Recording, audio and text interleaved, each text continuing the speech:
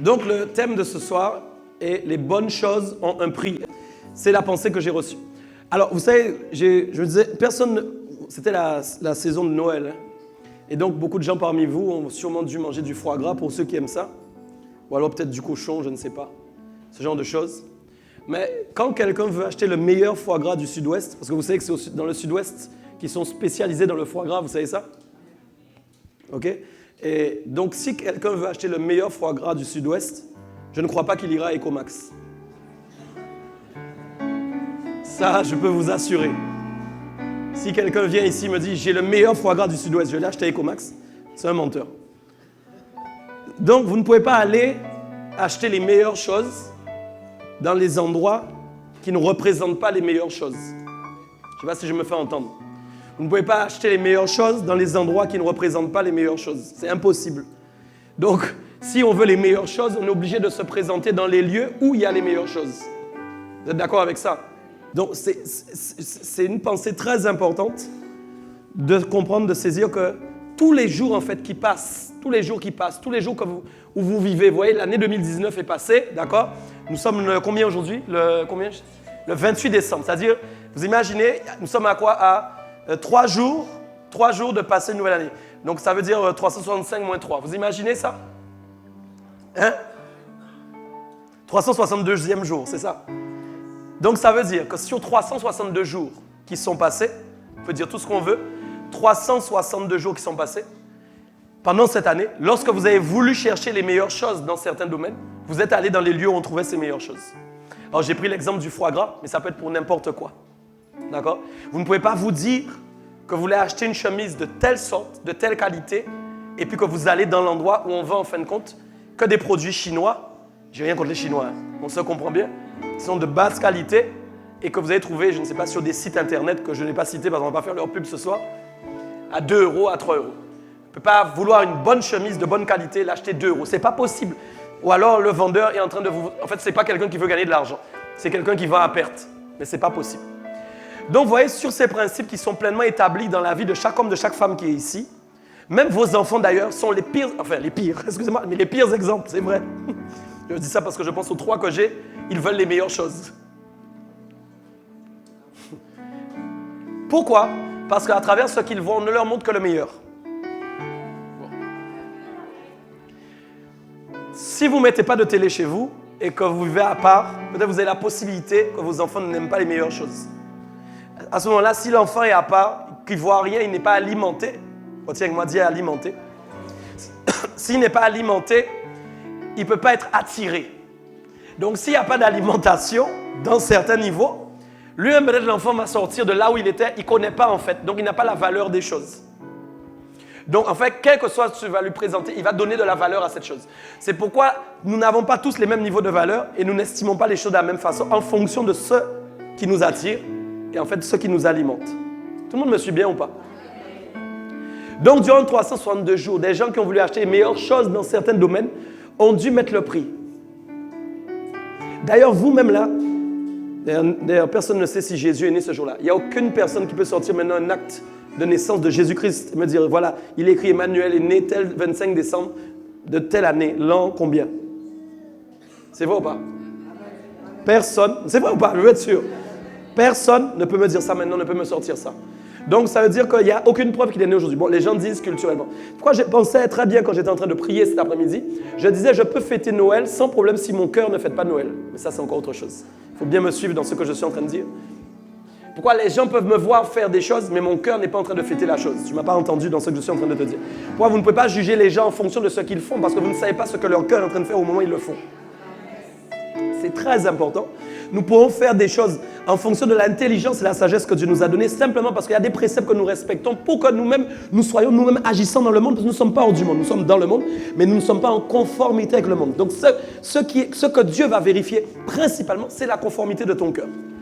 Ce n'est pas forcément la conformité de ce que tu es en train de faire, parce que Dieu sait que tu dois vivre dans le monde, que tu dois agir dans le monde, et toi-même, si tu veux attirer le monde, tu ne peux pas attirer le monde en te cachant du monde. Ce n'est pas possible. Ce n'est pas possible. Ce qui est dangereux, c'est qu'on n'arrive pas en fait à agir dans certains domaines alors que notre cœur n'est pas encore en conformité. Alors là, nous nous mettons en danger parce que nous allons être accaparés par ce que nous sommes en train de faire. Est-ce que tout le monde me suit? C'est important. Je peux être en train simplement d'agir, mon cœur n'est pas en conformité. Je vais être attiré comme happé par ce que moi-même je suis en train de faire, pensant que la chose n'allait pas m'happer, mais je suis déjà happé, je suis déjà pris. Donc pour revenir à ce que je disais, qui est très important, vous n'avez pas pu cette année acheter donc des bonnes choses à vos enfants sans aller dans les endroits où il y avait les bonnes choses.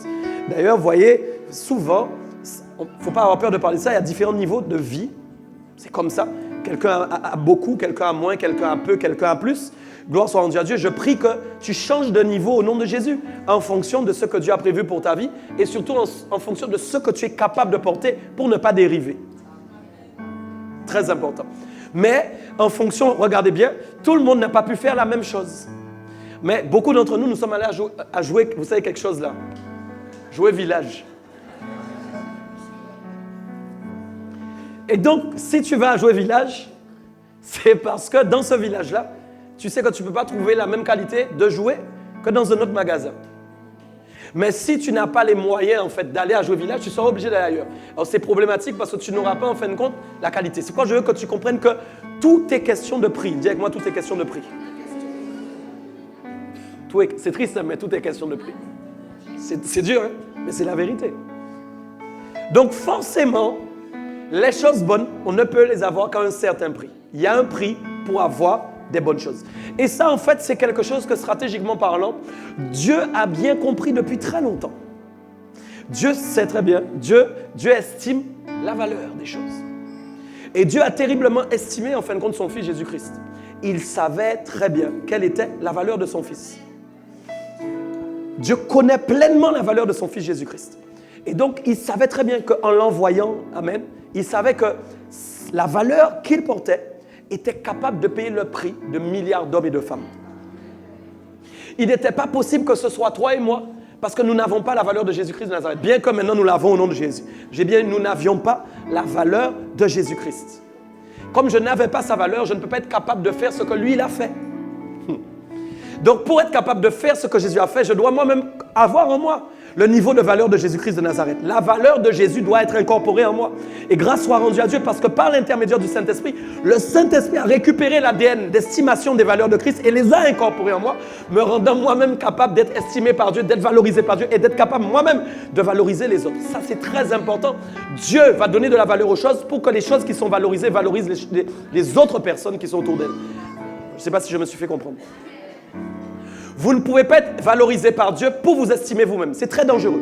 Beaucoup de gens pensent que l'estimation que Dieu a faite pour eux, c'est pour eux-mêmes. C'est pourquoi on voit l'orgueil grandir. On voit parfois les gens avoir soif de réussite, soif d'être vus, soif d'être entendus, parce que la valeur de Dieu est très dangereuse pour ceux qui n'ont pas un cœur accompli dans l'humilité.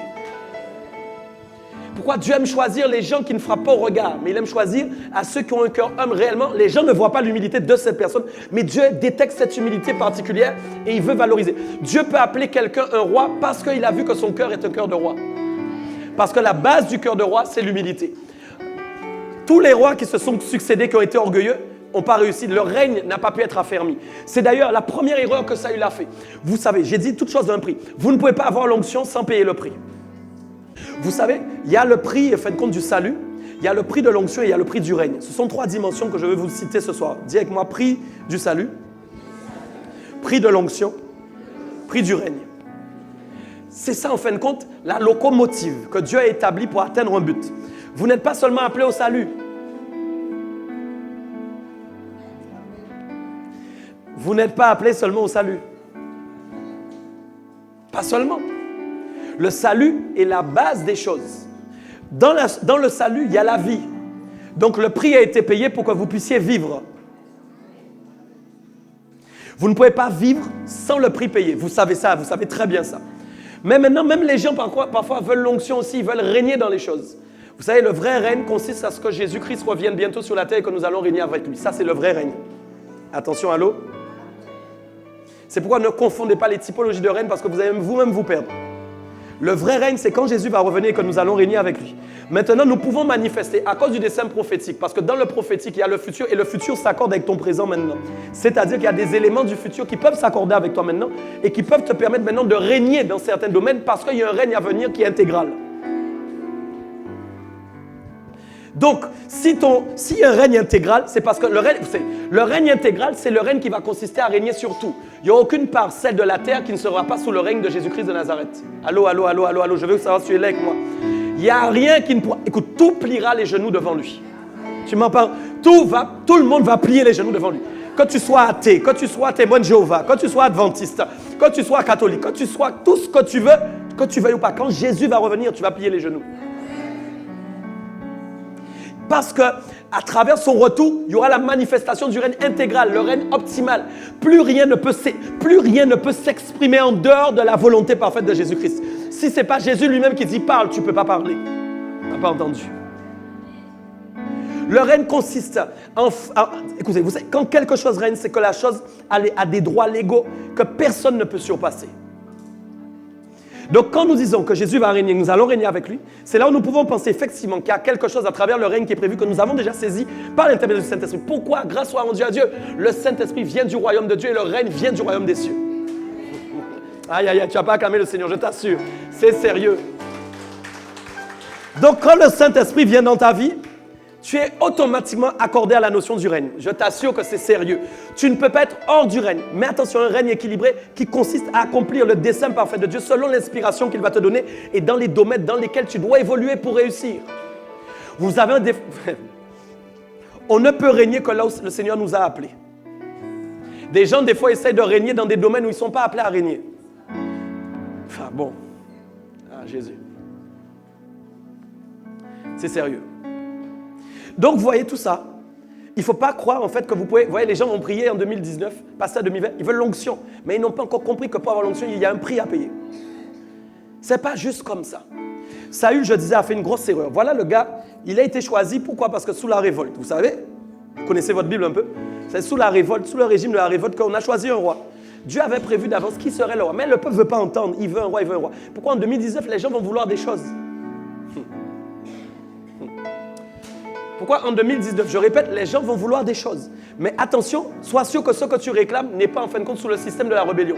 La rébellion n'est pas tout le temps, ne consiste pas tout le temps à dire, mes amis, je suis rebelle ou je ne veux pas faire la volonté de Dieu. Non, non, non. La rébellion est parfois beaucoup plus, mes amis, plus masquée que ça. Parfois, la rébellion consiste simplement à ne pas faire la volonté de Dieu et en voulant faire sa propre volonté. C'est tout. C'est pas plus compliqué que ça. La rébellion est tout simplement une forme de désobéissance. Donc, tu peux pouvoir dire aux gens, je veux que Dieu me donne ça, je veux faire ça, je veux ci, je veux ça. Et quand les gens entendent que ce que tu dis ressemble à Dieu, que c'est formidable, mais qu'en réalité, tu n'es pas du tout en train de demander quelque chose que Dieu t'a dit de demander. Donc, c'est pourquoi il y a des choses qu'on obtient des fois de Dieu. N'oubliez jamais qu'il y a une volonté parfaite et qu'il y a une volonté permissive.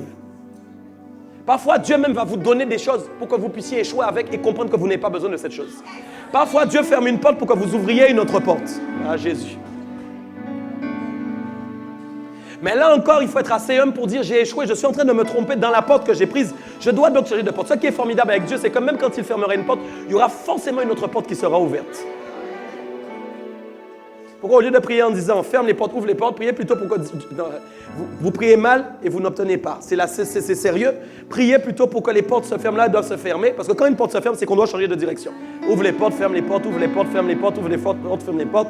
C'est des claquements spirituels qui ne finissent jamais. Quand il y a des claquements, il y a du bruit dans l'esprit. L'esprit est oh là là, dans un flou total et vous ne pouvez même pas saisir ce que Dieu est en train de vous dire. Dieu n'ouvre pas et ferme les portes, ouvre, ferme, clac, clac, clac, clac, clac, clac, clac. Qu'est-ce que tu vas entendre dans ce que Dieu est en train de te dire? Vous savez, Dieu avait donné une parole à Saül qui est très importante. Il avait dit, fais tout ce que tu trouves à faire. Tu ne m'as pas entendu. Fais tout ce que tu trouves à faire. Je répète, fais tout ce... Vous voyez, la vraie spiritualité est loin de l'esprit de religion. Pourquoi? Les religieux croient qu'en fait, quand Dieu leur parle, c'est quand ils prient seulement. Les religieux croient que pour seulement entendre Dieu, ils doivent seulement être dans des 4 murs, seulement en train de prier. La prière d'intimité, elle est valable, elle est forte, elle est forte. Je vous assure, elle est valable. Il faut la voir. Mais attention, vous n'êtes pas des religieux, vous êtes des êtres spirituels. Et ce que Dieu a tissé avec vous, qu'il veut tisser avec vous depuis toujours, c'est la relation. C'est pourquoi, en fin de compte, vous devez être capable de faire tout ce que vous trouvez à faire et de croire que dans tout ce que vous êtes en train de faire, Dieu va lui-même mettre ce que vous devez faire et vous stopper dans ce que vous ne devez pas faire. Ah, tu ne m'as pas entendu. C'est sérieux. Et ça, c'est loin de l'esprit de religion. La spiritualité consiste à faire les choses. Vous pouvez pas être en train de trembler tous les matins. J'ai pas prié assez suffisamment. J'ai pas prié assez suffisamment. Donc comme j'ai pas prié assez suffisamment, j'ai pas entendu la voix de Dieu comme lundi dernier. Quand il a parlé, j'ai entendu l'intonation. J'ai pas entendu cette intonation. C'est n'importe quoi. L'Esprit de Dieu habite en vous. Il dirige vos pas. Vous êtes capable. Ah, mes amis. Tiens. Faites tout ce que vous trouvez à faire.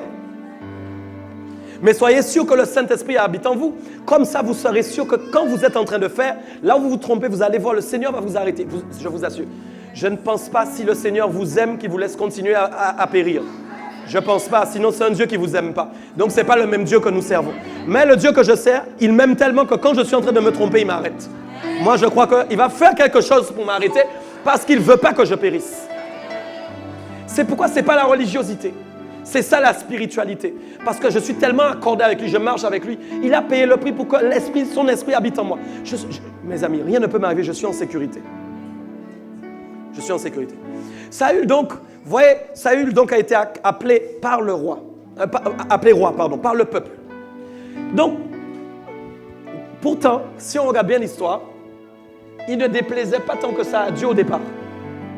Mais comme Dieu connaît la suite des temps avant vous, Dieu sait par avance ce que vous allez réellement faire. C'est pourquoi des fois vous demandez, on m'a raconté un exemple, j'ai tellement rigolé. On m'a dit, il y a une dame en fait qui avait demandé à gagner au loto. Et elle a dit, si jamais elle gagne, elle donne tout l'argent au pasteur. Enfin à l'église. Oui, parce que si au pasteur, on va encore créer des problèmes. Elle donne l'argent à l'église. Elle a gagné au loto. Elle a disparu. Très sérieux. Donc, pourtant Dieu lui a donné l'argent quand même. Ne croyez pas que tout ce que vous obtenez, ça veut dire que vous êtes dans la volonté de Dieu. Dieu parfois va vous tester pour voir jusqu'où vous allez, pour que vous-même vous soyez face à face avec votre cœur à vous. Vous devez, dans cette année qui va entrer, faire un face-à-face avec votre cœur. Avant de faire des face-à-face avec les autres, faites un face-à-face avec vos cœurs d'abord. Pour voir réellement quel est l'état de ton cœur et où tu en es réellement. Quel est vraiment ton état en fin de compte. Beaucoup de gens ont des belles paroles, mais quand ils ont la chose, ils disparaissent. Donc, vous voyez, quand ils ont demandé le roi, ils ont demandé le roi, Dieu a pris Saül, c'est ce qu'il voulait, il voulait un roi. Mais Dieu savait très bien ce que Saül allait faire. À aucun moment, Dieu s'est levé et je suis étonné de ce que Saül fait. Non, parce que Dieu savait très bien que celui qu'il avait choisi s'appelait David. Dieu savait, c'est pas parce qu'il y a eu Saül que Dieu a choisi David. Dieu savait très bien que Dieu voyait David depuis très longtemps. En train de déchirer les lions, de se battre avec les ours, etc. Dieu avait localisé David depuis très longtemps. Mais le peuple ne peut pas attendre David. Le peuple n'arrive pas à attendre David. Tu ne m'as pas entendu. Tu ne m'as pas entendu. Pourquoi je suis en train de te dire ce soir, apprends à attendre la chose que tu mérites, que tu dois recevoir, au lieu d'aller choisir un Saül qui n'est pas élu pour ta vie. Je parle notamment aux célibataires qui sont pressés d'être mariés. Je vais arriver. Je n'ai pas encore commencé mon message. Attache ta ceinture, ça va être long. Donc c'est sérieux. Comprenez bien. Quand il a choisi maintenant cet homme-là,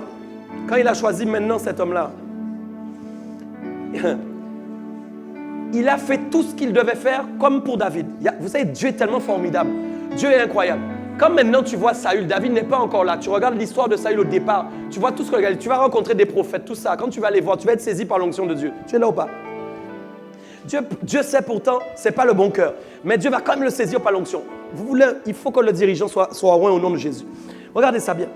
Maintenant, il va rencontrer Samuel, vous savez. Et Samuel va lui donner une règle. C'est pourquoi je vais te dire, écoute bien pour ton année 2020. Au nom de Jésus, je déclare qu'il n'y a aucune règle que tu vas outrepasser. Il n'y a aucune règle que tu vas laisser tomber afin que toutes les règles proclamées de Dieu dans ta vie, pour ta destinée, réussissent et qu'en aucun cas tu sois désobéissant. Tu n'as pas compris. C'est très sérieux. Que l'obéissance soit vraiment ton partage puissant au nom de Jésus-Christ. Que tu sois rempli de l'obéissance. C'est très important. On ne paye pas de prix pour quelque chose sans se sacrifier, vous savez. Ce n'est pas possible. Quand on paye le prix, il y a une notion de sacrifice et il y a aussi une notion d'obéissance. C'est normal. Donc, regardez bien ce que je dis. Donc maintenant, quand l'homme va être loin, le gars va être loin, il n'y a pas de problème. Il est élu, il est roi, il n'y a pas de souci. The king, pas de souci. L'onction de Dieu même a été développée dans sa vie. Incroyable. Dieu n'a pas dit, je le mets à part, il n'aura pas l'onction, tout ça, parce qu'il... Non. Dieu est là loin, il n'y a pas de souci. Et voilà que Samuel lui dit, dans 7 jours. Tu es là ou pas? Dans 7 jours. Vous êtes là ou pas? Il devait faire un holocauste. Dieu dit, Samuel dit prophétiquement, tu dois attendre que je revienne. Vous êtes là, vous connaissez l'histoire. Tu dois attendre que je revienne. Donc Samuel va lui donner une règle. Dis avec moi une règle. Une règle, une seule règle. Ce n'est pas grand-chose. Mais dans cette règle, il y a des fondamentaux de la Bible, de la vie chrétienne. Dans cette règle-là qu'il va lui donner, il y a des fondamentaux. Pourquoi? Il y a la patience. Merci, pasteur, tu es connecté avec moi. Il y a la patience, il y a la foi, il y a l'espérance, il y a la persévérance. Et c'est pourquoi je suis venu te dire aussi aujourd'hui, vous allez arriver dans ça. Dieu a donné une parole, je vais la donner ce soir, je vais la lâcher tout à l'heure, que vous êtes appelés à rester comme vous êtes. Et vous allez comprendre dans quelle dimension Dieu vous appelle dans ce niveau. Parce qu'en fait, l'état où on vous a trouvé, en fin de compte, c'est l'état qui précise, en fin de compte, la façon dont vous allez vous accorder avec Dieu, la façon dont vous allez vous attacher à Dieu. Quand Dieu vous trouve, il vous demande de s'attacher à lui.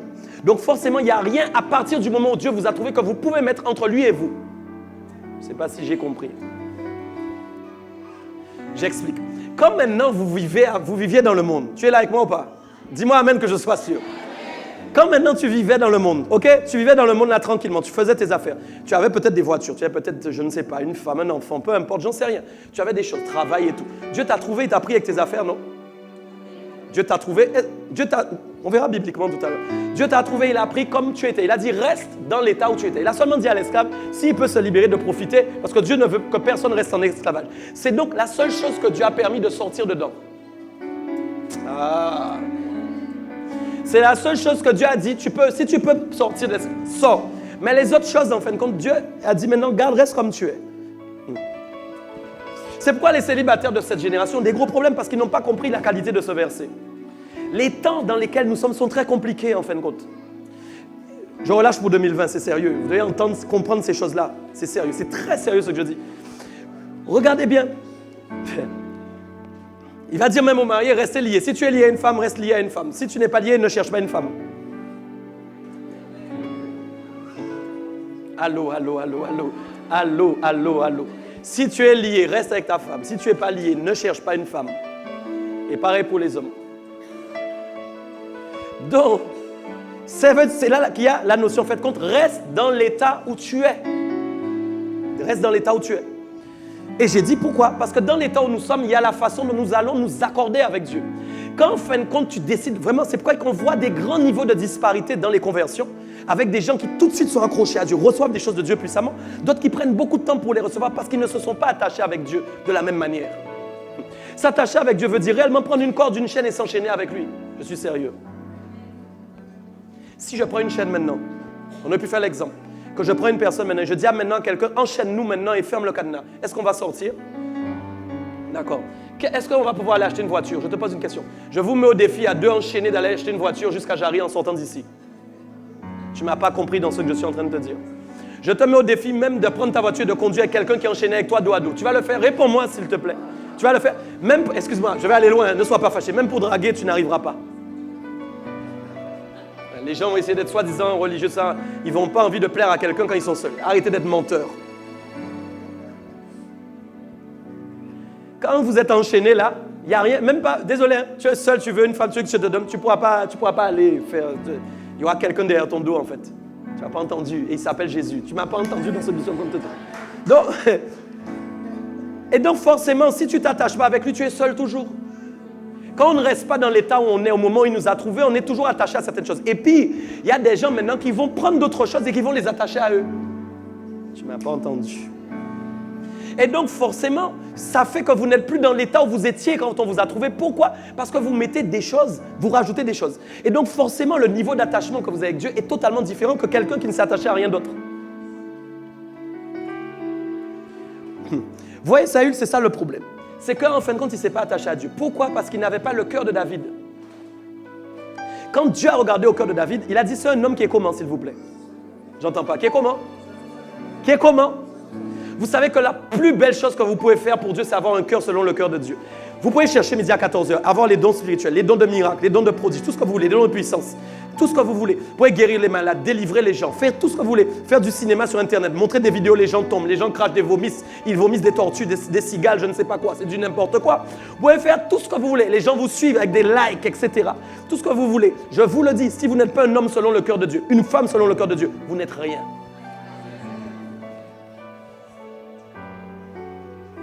C'est pourquoi ce n'est pas le nombre de likes qu'il y a sur votre page. Ça, je suis obligé d'utiliser les réseaux, c'est ça la génération. Mes amis, vous ne voulez pas ou pas, c'est ça la vérité. Ce n'est pas le nombre de likes qu'il y a sur votre page qui fait que vous avez un cœur qui plaît à Dieu. Ouais, je sens vos amens tomber, je sais. On est obligé de parler de réseau jusqu'à la fin parce que maintenant, ça fait entièrement partie, en fin de compte, des choses. C'est vrai, non? Mais oui, hein. Tu es là ou pas? Donc, forcément, la validation du cœur qui plaît à Dieu, c'est Dieu seulement qui peut faire ça. Et ça, on le dit tout le temps, vous ne pouvez pas vous-même être capable de savoir réellement ce qui plaît au Seigneur. Vous ne pouvez pas, quelle personne plaît réellement à Dieu. Il est très dangereux de faire des conclusions sur base de vos principes humains à vous. Il ne regarde pas ce qui frappe les yeux. Et attention, aujourd'hui, nous sommes dans une génération où il y a beaucoup de choses qui frappent aux yeux. Même les gens suivent des gens qui frappent aux yeux. Vous n'avez pas entendu ce que je dis. On ne suit pas quelqu'un parce que ça frappe aux yeux. On suit quelqu'un parce que ça frappe au cœur. Ce n'est pas la même chose. Et donc, forcément, Saül avait un gros problème. Pourquoi? Parce qu'on lui avait donné une règle et que comme il ne s'était pas attaché suffisamment à Dieu, qu'est-ce qui s'est passé? Sa foi n'était pas la même que quelqu'un qui s'est attaché fermement au Seigneur. Sa persévérance n'était pas la même que quelqu'un qui s'est attaché fortement à Dieu. Il y avait donc une défaillance dans sa relation avec Dieu à cause des fondements de son cœur. Et donc, qu'est-ce qui va se passer? Il va se retrouver face effectivement au camp ennemi. 7e jour, dis avec moi 7e jour. Incroyable, le gars passe 1 jour, réussi, 2, réussi, 3, réussi, 4, réussi, 5, réussi, 6. Mais comme Dieu est un Dieu de test, il va tester jusqu'à la dernière minute. Et c'est le dernier jour, le fameux 7e jour, le jour où Dieu s'est reposé. Le chiffre de la perfection. Parce qu'on ne peut pas affermir ton règne si pendant 7 jours tu n'as pas résisté dans l'obéissance et attendu la révélation de Dieu. C'est pourquoi je te dis encore sur ta vie au nom de Jésus. Il y a quelque chose qui a été proclamé depuis très longtemps. Tu t'impatientes, tu veux mettre ta main. Arrête de mettre ta main au nom de Jésus et attends patiemment le temps de Dieu. Parce que peut-être que tu as déjà trop mis ta main et que le Seigneur pourtant est prêt à te donner cette chose. Que Dieu soit vraiment réellement celui qui te convient.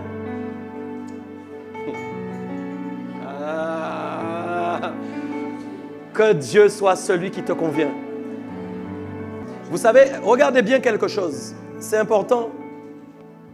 7e jour arrive, 7 jours. Et là, en fait, il se retrouve en fait oppressé. Dis avec moi oppressé. Souvent, quand il y a une oppression, quand il y a des combats, c'est souvent là que la volonté parfaite de Dieu se cache. Et bien souvent, les gens n'arrivent pas à détecter entre les oppressions du diable et en fin de compte, le fait que Dieu est simplement en train d'attendre pour vous donner quelque chose. Je sais, on est dans une ère où il ne faut pas trop parler des épreuves. Les gens pensent en fait que quand ils sont en Dieu, en fait, dès qu'ils sont en Dieu, les choses sont faciles. Ce n'est pas vrai du tout, vous le savez. Même si Dieu a promis des choses, vous allez avoir des combats. Mais c'est la vérité. Pour accéder, vous aurez des combats, mes amis. C'est normal. Il faut que votre foi persévère, il faut que votre foi augmente. Il faut en fait que Dieu voie votre validité. Vous n'aimez pas Dieu seulement quand ça va. Vous aimez Dieu en tout temps, en toute saison, en toute période, qu'il pleuve, qu'il vente, qu'il neige, qu'il grêle. Vous aimez Dieu, vous avez confiance en lui. Et donc, 7e jour, le gars, il voit tout le monde partir, il se retrouve seul. Là, les problèmes sont là. Les Philistins arrivent et tout ça. Voilà, la guerre commence et tout. Il se retrouve seul et il ne voit pas Samuel qui arrive. Samuel n'arrive pas. Il n'arrive pas. Ton mari n'arrive pas. Ta femme n'arrive pas. Il n'arrive pas. Elle n'arrive pas. Alors, qu'est-ce qu'il fait? Il va faire lui-même l'Holocauste. Il va commencer à faire l'Holocauste lui-même sans attendre la présence du prophète. Le prophète a été inspiré. Ce n'est pas que Samuel est quelque chose de plus que lui. C'est ça le problème. Là encore, c'est pourquoi vous devez apprendre aussi à vous accorder avec quelqu'un que Dieu a mis à côté de vous, mais qui n'est pas forcément façonné comme vous aimez. Bon, bref. Les gens n'ont pas entendu. Ça doit briser aussi le système. Vous venez écouter les messages seulement des pasteurs qui vous plaisent. J'ai envoyé, c'est rentré. Vous devez comprendre quelque chose bien. Sinon, c'est important. La façon dont vous déshonorez Dieu, c'est la façon aussi dont Dieu va vous honorer. Attention. Petit honneur pour les gens qui déshonorent les choses de Dieu.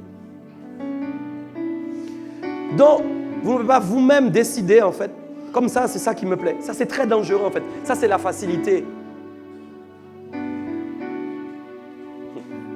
Donc, quand, maintenant, le prophète n'arrive pas, le prophète ne vient pas, maintenant, il va commencer le cause. Mais le problème, c'est que Dieu voulait que Samuel soit là. Ce n'est pas toi qui fais ça, là, le 7e jour. Ce n'est pas toi.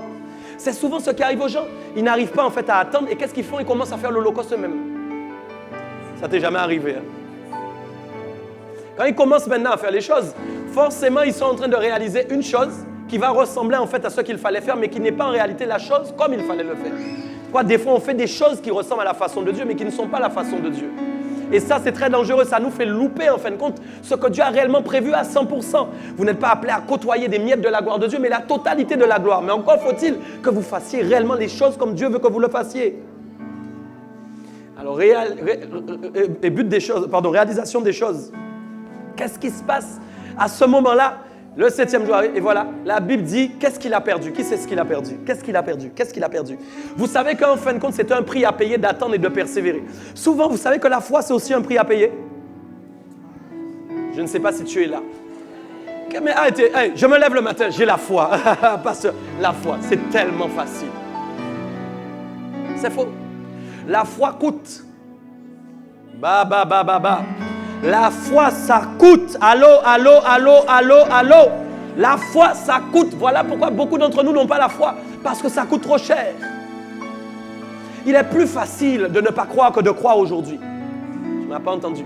Quand tu ne crois pas, les sentiments qui s'accommodent à ta vie, qui sont liés à l'incrédulité, au manque de foi, sont plus captivants pour ta chair que la foi. Aïe.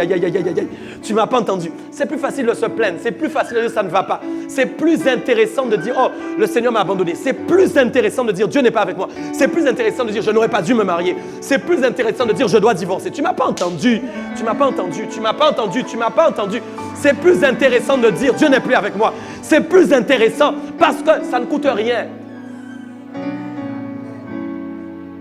Ça coûte rien. C'est facile. C'est gratuit, c'est facile. Mais quand maintenant tu dois avoir la foi en des choses qui ne sont pas en train de se réaliser comme toi tu l'imagines. La foi dans quelque chose que tu as l'impression que c'est tout l'inverse qui est en train de se faire. La foi dans quelque chose où quand tu regardes les événements, ça ne ressemble pas du tout à ce que Dieu a prévu. Mais que tu dois avoir la foi, ça te coûte. Mais ça va incorporer en toi des facultés que tu n'avais pas avant et qui vont te permettre de persévérer à des hauts niveaux que tu n'avais pas atteints et qui vont te permettre d'atteindre vraiment ta destinée à 100%. C'est très sérieux. C'est très sérieux. C'est pourquoi tout a un prix. Dis avec moi gratuit. Dis avec moi payant. Voilà. Je vous dis que l'incrédulité c'est gratuit, que la foi c'est payant. Pourquoi vous ne pouviez pas avoir la foi si Jésus-Christ n'avait pas payé le prix? Lui-même, il a payé le prix pour que vous ayez la foi. Sans payer le prix, tu ne peux pas avoir la foi en quoi que ce soit. Si on ne te dit pas qu'il y a un homme qui s'appelle Jésus, qui est monté à la croix, qui a payé le prix, tu ne peux pas avoir la foi. La foi ne peut pas exister. La foi existe sur base du sacrifice de Christ pour toi. Bien qu'elle existait encore avant, Abraham l'a fait. Et vous avez compris dans quel sens je le dis. Pour nous chrétiens d'aujourd'hui. Donc comprenez bien que vous ne pouvez pas aimer la facilité. Vous devez aimer les choses difficiles. Les amens n'ont pas été très nombreux. Vous devez aimer les choses difficiles. Je n'ai pas encore commencé mon message. Vous devez aimer les choses difficiles. C'est sérieux. Vous devez aimer ça. Parce que c'est dans les choses... Vous avez vu un Jésus venir les choses faciles? Où est-ce que vous avez vu ça? Un Jésus se pavaner sur un âne. Hey, je suis le prince du royaume des cieux. J'arrive, je viens délivrer le peuple. Envoie une couronne sur ma tête. Je suis là. Non, ce n'est pas ce que vous avez vu. Vous avez vu dans quel niveau de difficulté, à tel point il a eu des grumeaux de sang au niveau de sa transpiration. Il n'y a aucun d'entre vous qui a transpiré du sang jusqu'à maintenant. Personne d'entre vous n'a fait ça. Vous avez perdu des êtres chers. On vous a abandonné. On a fait des choses terribles dans votre vie. Mais vous n'avez jamais transpiré du sang. Quand on transpire du sang, c'est que notre niveau d'angoisse est déjà à un niveau d'angoisse tellement élevé, mes amis. Je ne peux même pas imaginer ça.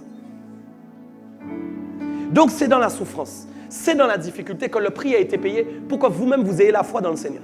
Donc quand maintenant je reviens à mes moutons, Saül maintenant désobéit, j'ai posé la question tout à l'heure, qu'est-ce qu'il a perdu? Qu'est-ce qu'il a perdu? Vous savez, quand Dieu déclare que vous allez être telle chose, il y a un système qu'on appelle l'affermissement que Dieu va amener à partir de la chose qu'il a proclamée sur votre vie. Vous ne pouvez pas vous-même simplement marcher avec des déclarations toutes faites sur Dieu sur votre vie. On doit avoir l'affermissement de la chose que Dieu a déclarée. Pourquoi? Parce que l'affermissement est intimement lié au progrès. L'affermissement est intimement lié au progrès. Quand quelqu'un progresse, on voit son affermissement se manifester. L'affermissement, c'est que la chose devient de plus en plus solide, qu'elle devient de plus en plus consolidée. Et donc, on voit la manifestation de la gloire de Dieu dans cette personne. C'est pourquoi Paul avait dit à Timothée, on doit voir tes progrès. Les hommes même qui t'observent doivent voir tes progrès. C'est la preuve que Dieu est en train de t'affermir. Et donc, c'est la preuve que Dieu est avec toi. Quand quelque chose est affermi, vous pouvez suivre la personne parce que Dieu est avec elle. Et donc, la chose qu'il a perdue, qu'est-ce qu'il a perdu? Il a dit son règne ne sera plus jamais affermi. Je ne sais pas si vous avez entendu. Sur base d'une désobéissance, Dieu lui a dit, à partir de cette désobéissance, ton règne là que je devais te donner, il ne sera plus jamais affermi. Autrement dit, c'est un règne qui va passer. C'est pourquoi je dis toujours que si une église a été bâtie par Dieu, elle est impossible qu'elle disparaisse. Impossible. Si une église est affermie par Dieu, même s'il y a des tempêtes, même s'il y a des tornades, l'église ne peut pas disparaître. C'est impossible. Pourquoi? Parce que le règne de cette église est affermi, parce que Dieu est avec elle. Écoutez bien ce que je vous dis. Si une église disparaît, c'est qu'elle n'était pas de Dieu. C'est pas possible. Je sais, ça ne pourrait pas plaire à beaucoup de gens ce que je dis, mais je vous assure que c'est la vérité. Dieu ne peut pas bâtir pour détruire. C'est pourquoi Dieu ne détruira jamais. Bref. Les gens ont dit, oui, il y a des églises qui ont disparu. Je t'assure, le pasteur était tellement bon et gentil. Je t'assure, c'est pas... Non, je t'assure. C'est pas possible. C'est qu'il y a quelque chose dans la construction qui n'était pas de Dieu. Vous savez, c'est pas dire je construis des églises que je suis avec Dieu. Ça ne veut rien dire. Hein. Je peux décider de construire plein d'églises maintenant. Ça ne veut pas dire que Dieu est avec moi. Ce qui va prouver que Dieu est avec moi, c'est la résistance de cette église jusqu'au retour de Jésus. Que même quand on sera en l'an combien, je ne sais pas quand Jésus revient, si c'est cette année, j'espère que, si c'est là dans 2 mois, 1 mois, j'en sais rien. Mais quand on aurait vu, quand Jésus revient, le véritable est là.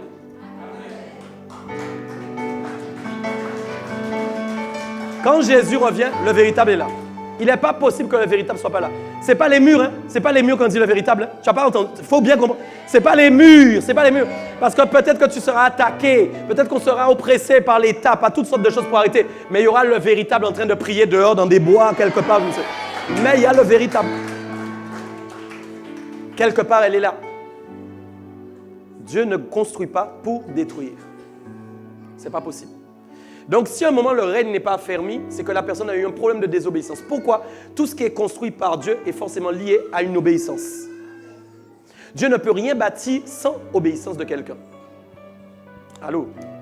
Dieu ne peut rien construire sans l'obéissance de quelqu'un. C'est pourquoi, des fois, nous avons des projets aussi que Dieu nous donne, mais parfois, nous échouons dans les projets. Écoute, soyons clairs. Est-ce que tu crois que Dieu va se lever un matin, d'ailleurs, il ne dort pas? Est-ce que tu crois qu'un matin, Dieu va te dire, fais telle chose, et puis, la chose ne se fait pas? Moi, la question que tu dois te poser, c'est est-ce que c'est Dieu qui t'a parlé? Alors, si c'est Dieu qui t'a parlé et que ça ne s'est pas fait, c'est qu'il y a un problème d'obéissance quelque part. C'est pourquoi tout ce que vous faites peut être amené à modification en fonction du niveau d'obéissance ou de désobéissance que vous avez dans les choses que vous faites. Allô? Tout le monde m'entend ou pas? Donc, forcément, si Dieu vous a donné une parole, ce que vous devez chercher maintenant, c'est l'obéissance stratégique dans ce que vous devez faire par rapport à la parole que vous avez reçue. Et vous allez voir les choses évoluer. Si à un moment, elles n'évoluent pas, c'est qu'effectivement, il y a un endroit où il y a quelque chose qui doit changer.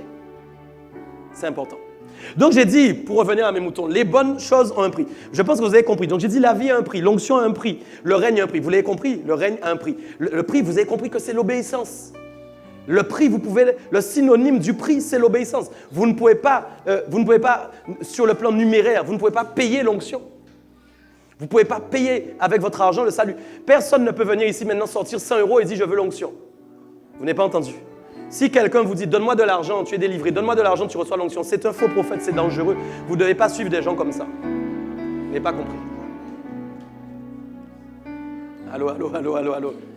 Allô? La seule chose que tu as à payer, c'est ton obéissance. Je ne sais pas si tu m'as entendu. C'est ton obéissance. Quand on paye les choses de Dieu, on les paye avec l'obéissance. Et donc, dans l'obéissance, forcément, il y a un niveau de sacrifice. Pourquoi? Parce que quand on obéit à Dieu, il y a quelque chose qu'on perd. Bien souvent, quand vous obéissez, il y a quelque chose que vous perdez. Mais on dirait que vous n'êtes pas d'accord avec ça. Quand vous obéissez, il y a forcément quelque chose que vous perdez. C'est sérieux. Abraham devait perdre son fils pour obéir à Dieu. Mais Dieu n'est pas un meurtrier. Donc, il a juste perdu un cabri. Vous voyez, mais vous devez comprendre. Mais c'est sérieux. Non, mais c'est pourquoi la façon dont ton cœur est ouvert, le niveau d'obéissance que tu as pour Dieu. Dieu doit voir en toi que tu es prêt à sacrifier même tes propres enfants. Les gens qui regardent doivent bien comprendre ce que je suis en train de dire. Alors, vous voulez que Dieu dise à Abraham, sacrifie ton enfant, et toi, tu ne veux pas que Dieu te dise, sacrifie tes enfants. Vous devez comprendre la pensée de Dieu. Vous devez être spirituel. Ah. Allô? Il y a des gens parmi nous, vos enfants ont trop de place dans vos cœurs. Il y a des gens ici, vos enfants ont trop de place dans vos cœurs. Vous pensez que non, mais je vous dis que c'est vrai. Vous pensez que non, mais c'est vrai. Vous pensez que non, mais c'est vrai. D'ailleurs, si Dieu maintenant vous sacrifie ton enfant, maintenant comme Abraham, ah ouais, tu prendras ni route, ni bois, ni quoi que ce soit pour l'Holocauste. Tu ne verras même pas le cabri. Tu ne verras pas. Tu verras rien. Tu as raison de rire, servante.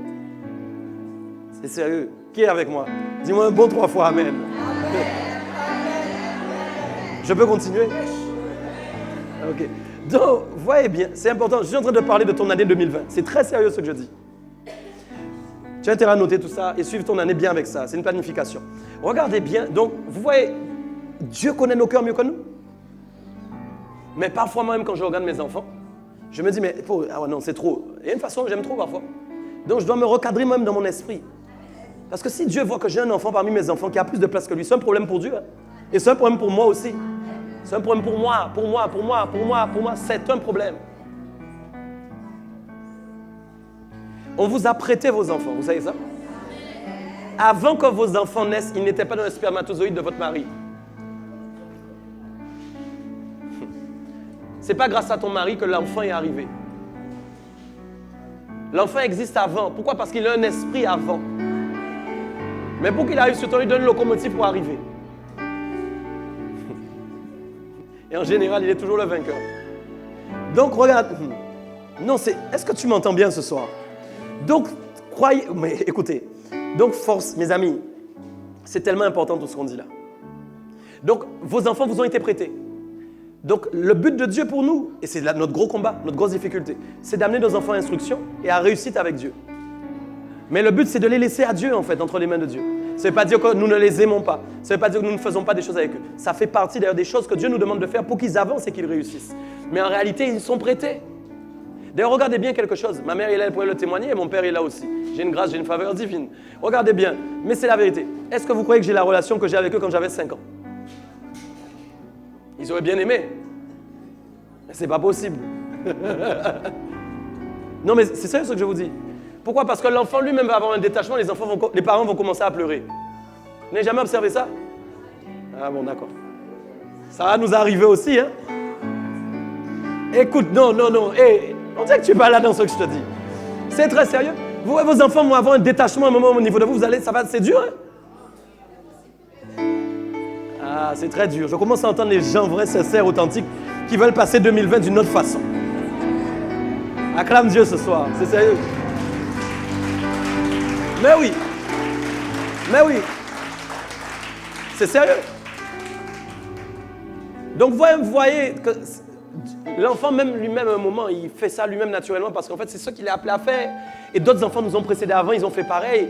Nos enfants feront pareil, nous avons fait pareil. C'est la loi, c'est comme ça, c'est le déroulement des choses qui est ainsi. C'est comme ça. Ça va? Donc je disais, les bonnes choses ont un prix. D'accord? Vous voyez. Je vais vous montrer quelque chose ce soir. Dans Matthieu, chapitre 19, versets 16 à 26. Regardez bien ce qu'il est. Si vous n'avez pas le temps de prendre, ce n'est pas grave. Ce soir, comme on doit accélérer, on doit avancer parce que j'ai beaucoup de choses à dire. Je lis. D'accord? Matthieu 19, 16 à 26, ils vont mettre. Regardez bien ce qui est dit. Et voici un homme s'approcha et dit à Jésus, Maître, que dois-je faire de bon pour avoir la vie éternelle? Que dois-je faire de bon? Dis avec moi, que dois-je faire de bon? Vous voyez? J'ai dit que les bonnes choses ont toujours un prix. Vous vous rappelez? On ne peut pas avoir une bonne chose. J'ai donné l'exemple du foie gras. Meilleur Sud-Ouest, on ne peut pas trouver Comax. C'est la même chose. Donc, on doit payer le prix. Et donc, cet homme va poser une question qui est très intéressante. Il va dire, Maître, que dois-je faire de bon pour avoir la vie éternelle? C'est la question la plus importante. Quelle est en fin de compte la façon dont je dois vivre? Quelle est la façon dont je dois agir pour accéder dans le royaume des cieux? Parce que cet homme avait compris que forcément, pour accéder aux choses de Dieu, il y a une manière de vivre. Amen? Et donc, qu'est-ce que Jésus va répondre? C'est très intéressant. Jésus va dire, pourquoi m'interroges-tu sur ce qui est bon? Un seul est le bon. Dis avec moi, un seul est le bon. Jésus va répondre d'une façon particulière. L'homme lui demande qu'est-ce qu'il doit faire de bon pour accéder au Seigneur. Et maintenant, lui, le Seigneur va répondre, pourquoi tu me demandes, tu veux savoir ce qui est bon, alors qu'en fait, tu dois savoir qu'il y a un seul qui est bon. Je vais vous donner un exemple très concret que vous puissiez comprendre. Vous voulez, bien évidemment, je l'ai dit tout à l'heure, le meilleur foie gras du Sud-Ouest. OK? Et donc, qu'est-ce que vous allez faire? Qu'est-ce que vous allez faire? Vous allez chercher sur Internet qui est le meilleur fournisseur. C'est vrai, non? Et donc, vous allez vous déplacer vers celui qui fabrique le meilleur foie gras. Pourquoi? Il y en a un seul qui est le bon. Je ne connais pas la marque, mais elle est sûrement du Sud-Ouest. Donc, c'est chez lui que vous allez trouver. Parce que là où il y a le bon, on trouve les choses bonnes. Donc, quand maintenant, il pose la question à Jésus et qu'il dit, qu'est-ce que moi je dois faire de bon pour réussir? Il doit dire, en fait, Jésus lui dit, tu as mal posé ta question.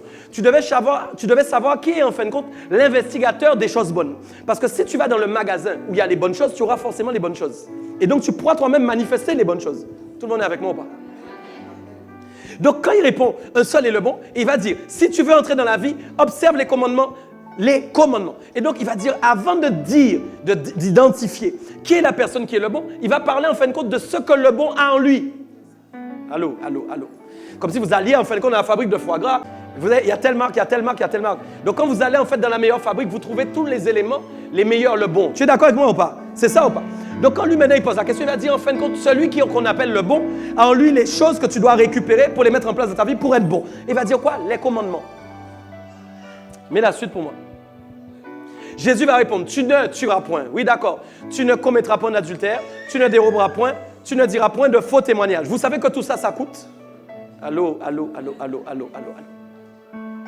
Je vais dire, vous savez, c'est écrit ici, tu ne tueras point, tu ne commettras point d'adultère. Ce sont des choses que Dieu va demander de faire à travers ses commandements, mais ce sont des choses, vous savez, qui ont un prix.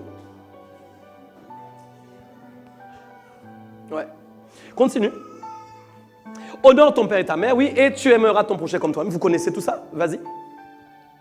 Le jeune homme lui dit, j'ai observé toutes ces choses, que me manque-t-il encore? Le jeune homme va lui dire, j'ai acheté tous les meilleurs foie gras. Donc quand je vais inviter les gens qui vont venir chez moi, normalement la table est parfaite. Mais il va dire, est-ce qu'il me manque encore une chose pour que tout soit bon? Regardez bien la suite. Jésus lui dit, si tu veux être parfait, dis avec moi parfait. Si tu veux être parfait, dis avec moi parfait encore. Vends tout ce que... Dis avec moi, tout ce... Donne-le aux pauvres et tu auras quoi? Puis, ok, tu es là, ok, c'est bien. Regardez ça bien. Quelqu'un ne peut pas être parfait en Dieu. Quelqu'un ne peut pas manifester la bonté de Dieu. Quelqu'un ne peut pas côtoyer le caractère de Dieu. Quelqu'un ne peut pas être parfait dans ces choses s'il ne manifeste pas tous les desseins d'obéissance de Dieu. Autrement dit, vous ne pouvez pas être sélectif dans l'obéissance par rapport à ce que Dieu vous demande. Vous devez faire vous-même l'analyse de qui vous êtes pour savoir là où vous désobéissez pour transformer la désobéissance en obéissance. Allô, allô, allô, allô, allô, allô. Beaucoup de gens sont parfois assis là, ils écoutent les messages, ils savent très bien où il y a quelque chose dans leur vie qui ne va pas, mais ils ne changent pas cette chose. C'est très grave parce qu'en fait, vous empêchez à votre perfection de devenir parfaite en vous. Bon. C'est sérieux. Donc, regardez bien. Il va dire maintenant, va et vends. Le gars là qui est là, il est quand même pas mal, non? Vous ne trouvez pas? Il réalise déjà beaucoup de bonnes choses. Hein. Il ne fait pas d'adultère, il vole. Non, quoi? Il ne tue pas, il ne fait pas de faux témoignages. Il est quand même, le gars est bien quand même, il est pas mal. C'est un peu toi et moi. Hein? Alors, il va lui dire pourtant, fais une chose. Mais Jésus est très, très, très intelligent. Dieu, j'aime beaucoup le Seigneur. Moi, j'aime bien, vous voyez, on sort d'abord les bonnes choses et puis on finit par la chose qui ne va pas. On te valorise d'abord. Tu vois, tu es bien, tu fais des bonnes choses. Leader, c'est comme ça qu'il faut fonctionner. Quand vous voulez dire à vos équipes quelque chose qui ne va pas, dites-leur d'abord tout ce qui va. Donc, voilà. Donc ça, c'est important. Ils vont se sentir valorisés. Et quand la mauvaise chose va être annoncée, ça va passer comme une lettre à la poste parce qu'ils vont se sentir très bons. Donc, vous voyez, c'est ça, en fait, qui est dit. Là, il dit les choses, en fait, qui vont très bien. Et ensuite, il va détecter une chose qui ne va pas. Il va lui dire maintenant, parce qu'il sait très bien que le problème de cet homme, c'est qu'il a des choses, mais qu'il n'a pas envie de vendre ce qu'il a. Continue. Il a dit, suis-moi. Vous ne pouvez pas suivre Jésus sans le schéma de perfection. Après avoir entendu ces paroles, le jeune homme s'en alla tout triste parce qu'il avait quoi? Il avait quoi? Il avait de grands biens. Et là, il y a le problème. Parce que Jésus a mis le doigt sur quelque chose à laquelle il était attaché et qui l'empêchait en fin de compte d'être avec Dieu. C'est pourquoi, attention, quand on vous dit, voilà, c'est pourquoi, attention, quand vous écoutez les messages aussi, quand on vous dit, oui, vous devez être riche, vous devez réussir et tout ça, attention aussi, parce que c'est très important. Si jamais vous voulez être riche, que vous devenez riche et que vous êtes attaché aux richesses, votre vie est en danger. Donc, vous devez comprendre, c'est très important. L'homme est parti. C'est pourquoi tout le monde n'est pas appelé à être riche. Si on vous dit vous serez tous riches, moi je vous dis quelque chose. C'est un gars malade qui vous a dit ça. Là, vous serez tous riches, là, ici, là. Mais si vous êtes tous riches, allons acheter tout de suite une méga church. Quoi? C'est prophétique. Vous serez tous riches. Mais il ne faut pas que vous soyez tous riches. Parce que si vous êtes tous riches, il y aura des problèmes dans l'église. La seule chose que je ne dirais pas, il ne faut pas que vous soyez tous pauvres. Ça, par contre, je ne vais pas le dire. Allô, allô, allô, est-ce que quelqu'un entend ce que je suis en train de lui dire. Mais je ne vous dirai pas, vous serez tous riches. Parce que si je commence à vous dire ça, vous allez croire en ce que je vous dis. Et puis si vous ne devenez pas riche, les frustrations vont arriver. Donc, quand maintenant, regardez bien, il avait des grandes choses, des grands biens, etc. Mais en fait, il est parti tout triste. Pourquoi? Parce que la chose que Jésus lui a demandé d'enlever, il n'a pas voulu. C'est pourquoi beaucoup de gens ils sont célibataires parfois ici. Mais ils veulent tellement un mari, ils veulent tellement une femme. Quand Jésus dit, mais non, tu ne l'auras pas maintenant, il s'en va tout triste. C'est la même chose. On prend l'exemple ici, mais ça peut être pour d'autres choses. Quand quelqu'un maintenant dit, il veut telle chose, quelle que soit la chose qu'il veut, mais parce que Jésus dit, je ne te donne pas encore la chose, les gens partent tout tristes. Vous n'entendez pas ce que je dis. Quand maintenant Dieu vous dit, tu n'auras pas cette chose maintenant, ou bien laisse cette chose, vous devez partir dans la joie. Vous devez partir dans la joie. Le Seigneur m'a dit, j'aurai pas ma femme en 2020. Je suis joyeux au nom de Jésus, parce que le Seigneur est avec moi. Les gens veulent les prophéties. Et je prophétise, tu auras ta femme en 2020. Et je prophétise, tu auras ta voiture. Et je prophétise, tu auras ton entreprise. Et je prophétise. Ne courez pas après des prophéties inutiles. Si vous prospérez dans l'âme, vous allez prospérer dans tous les domaines. Ce n'est pas un problème. Mais traitez d'abord le problème de votre âme. C'est très important. N'entrez pas en 2020 avec des âmes complètement bancales et toujours à chercher des prophéties de si j'aurai ça, alors qu'à l'intérieur, ça ne va pas. C'est à l'intérieur que ça doit aller. Quand ça va à l'intérieur, quelles que soient les vagues qui tombent, je vous assure, vous allez rester debout. Prenez exemple sur moi, vous savez de quoi je parle, c'est sérieux. Quelle que soit la vague qui va tomber, vous allez rester debout. Vous allez rester debout. Parce qu'à l'intérieur, il y a quelque chose qui est là, qui est fort. Jésus est là, l'Esprit de Dieu est là, il est tellement attaché à vous. Il n'y a rien d'autre. Comme il n'y a rien d'autre, même si vous perdez l'autre chose que vous n'aviez pas, vous n'êtes pas inquiet. Vous savez, on pleure quand il y a des choses, on ne peut pas pleurer quand il n'y a pas. Comment pleurer quand il n'y a pas? Mais s'il y a, tu vas pleurer. Mais c'est très sérieux. Alors arrêtez de vouloir mettre des choses et quand vous pleurez parce qu'il n'y a plus la chose, ne mettez pas. Laissez Dieu mettre lui-même. Laissez Dieu mettre lui-même. Quand c'est Dieu qui met, mes amis, tout va bien. Ok, continue encore. Et donc, la suite, Jésus dit à ses disciples, je vous le dis en vérité, un riche entrera difficilement dans le royaume des cieux.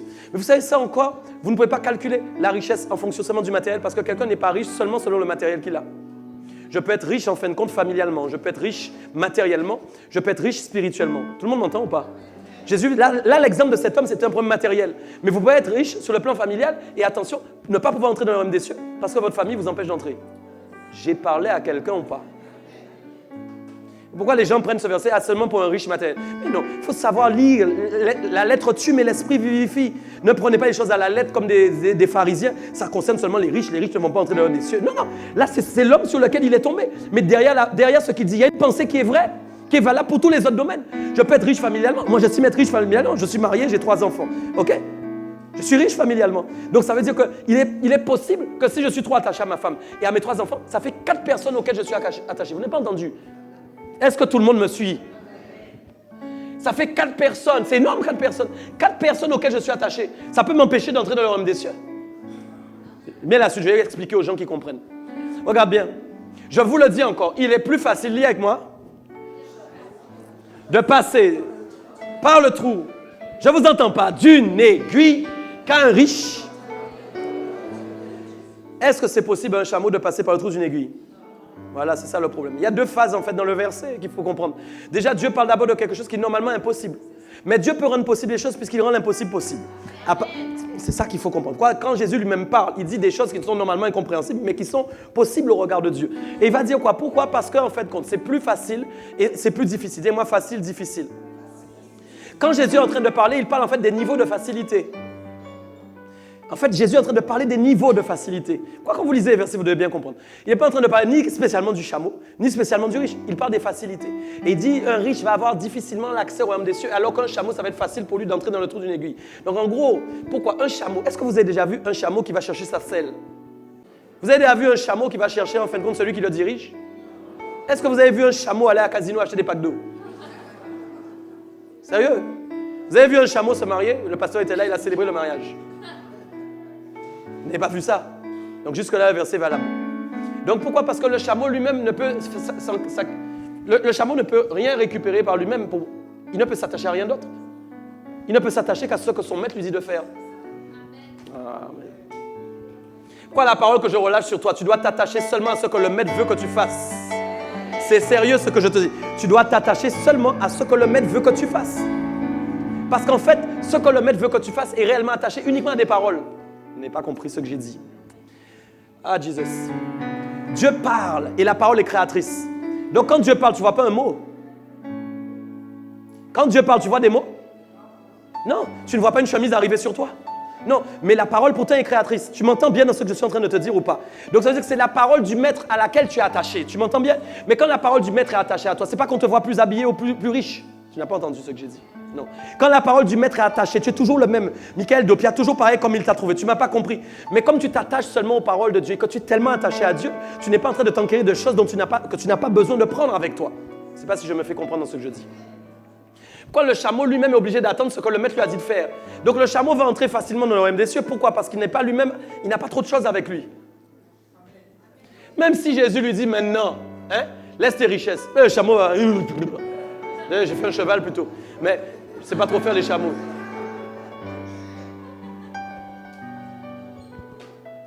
Tout le monde est là ou pas? Donc le chameau, lui, il va passer. Parce qu'il n'y a rien avec lui de plus. Tu m'entends bien ou pas? Donc, c'est ça.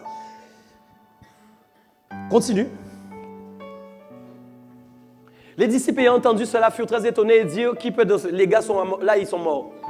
Quand il y a des messages qui font mal, là, les gars commencent à réfléchir et commencent à dire, mais alors, ça a l'air quand même d'être compliqué finalement, cette affaire. Surtout un chameau qui doit entrer dans le trou d'une aiguille. Des choses impossibles. Ils nous disent, à ce moment-là, personne ne peut être sauvé. Mais la suite. Enfin, Jésus regardait et leur dit, aux hommes, cela est impossible, mais à Dieu, tout est possible. Tu es là ou pas? À Dieu, tout. Voilà. Et c'est là où vous devez comprendre vraiment les choses. Il est possible, comprenez bien le verset, il est possible à un homme de vivre sans les désirs de la chair, sans désirer d'avoir plein de choses. Il est possible à un homme de faire ça et d'entrer dans le royaume des cieux libre. Comme il est possible à un homme aujourd'hui d'avoir des choses, mais de s'en délester et d'entrer libre dans le royaume des cieux. C'est ça la réalité.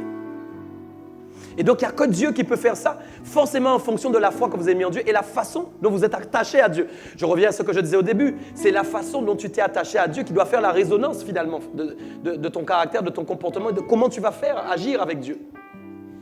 Ok? Je continue s'il vous plaît. Ok. Regardez bien, ce n'est pas fini. Donc, on a parlé du bon, etc. Et le Saint-Esprit me disait pendant que j'étais dans ma chambre, chaque désir contraire à la parole de Dieu doit devenir un sacrifice offert à Dieu, qui démontre que notre implication profonde liée à notre conversion et notre envie sincère de rester attaché uniquement à lui. Autrement dit, c'est la conversion que tu as eue dans le Seigneur. C'est l'attachement qui s'est passé avec Dieu qui fait en fait que tu vas être capable de te délaisser de tout ce que Dieu va te demander de te délaisser. Autrement dit, Dieu n'aura pas le peur de te donner quelque chose parce qu'il sait que dès qu'il te dira de le laisser, tu vas le laisser. Pourquoi Dieu donne des choses aux gens? Quand Dieu... imaginez un peu. Vous vous rendez compte comment Dieu serait méchant? Imaginez, vous dites que Dieu vous aime. Vous êtes là ou pas? Dieu vous aime, hein? Dis-moi 3 fois Amen, je sens que tu t'endors. Vous dites que Dieu vous aime, c'est vrai? Si quelqu'un vous dit Dieu vous aime, vous allez dire oui. Mais comment un Dieu qui m'aime? Imaginez bien, je lui demande quelque chose. Je lui dis, mais Seigneur, je veux telle chose, je veux une voiture, par exemple. Je veux une voiture, ok? Et ce même Dieu-là sait qu'il va me donner la voiture, mais il voit par exemple quand il regarde, parce que c'est que Dieu va dans le futur, il voit que 2 ans après, la voiture maintenant a pris la place dans son cœur, et il voit maintenant que tu as lâché sa main. S'il vous aime, il va vous la donner vraiment. C'est ça le problème. Ou alors, il voit que vous êtes tellement têtu, une mule, il va vous donner jusqu'à ce que vous soyez comme le fils prodigue en train de perdre du temps, et vous serez obligé de revenir parce que vous serez à terre. Est-ce que vous me comprenez bien? Mais sinon, Dieu ne va pas avoir envie de vous donner. Pourquoi? Parce qu'il sait que cette chose va prendre sa place dans son cœur, dans votre cœur. C'est pourquoi Dieu ne vous donne pas tout. Vous-même, parfois, vous évaluez une chose par rapport vous-même aux caractéristiques spirituelles que vous avez évaluées vous-même. C'est-à-dire, vous estimez, quand vous voyez votre vie, ah, maintenant, si on me donne ça, je peux naviguer avec sans problème. Dieu peut me rendre riche maintenant. Je sais. D'ailleurs, les gens diraient, moi, pasteur, je te dis, Dieu peut me donner un château maintenant, je ne lâche pas sa main. Moi, je te dis, comme la dame du loto. Mais ça, c'est une défaillance parce que vous ne pouvez pas croire en vous-même comme ça. Vous savez, la chair est faible. Aïe, aïe, aïe, aïe, aïe, aïe, aïe, aïe, aïe, aïe, aïe, la chair est faible. Que celui qui est debout prenne garde à ne pas tomber. Personne ne me dit, je suis debout là, je vais avoir ça, ouais, je vais gérer ça. Non, non, c'est Dieu qui sait quand il a sondé qu'il va donner. C'est pourquoi il y a des choses, quand vous les obtenez, c'est que Dieu a testé que votre cœur est prêt. Dieu a considéré que votre cœur est prêt. C'est ça l'amour. Parce que si Dieu sait que ça va te perdre, il a raison de ne pas te donner. S'il te donne alors qu'il sait que ça va te perdre, il ne t'aime pas. Mais quoi, mes amis, c'est sérieux? Alors je te dis que je t'aime et je te donne moi-même un cadeau qui je sais va te tuer dans 2 jours. Non, je ne sais pas si tu m'as entendu. Bon, d'accord, ok. Pourquoi mon fils n'aura ni scooter, même si j'en ai eu, ni moto? Vous n'avez pas entendu? Il n'aura ni moto ni scooter. Ne donnez pas de 2 euros à vos enfants. J'ai prophétisé en 2020 au nom de Jésus. C'est sérieux. Toute parole qui sort de ma bouche ce soir, elle est prophétique. C'est très sérieux ce que je dis. Ce n'est pas par ma bouche que j'ai inspiré les mots.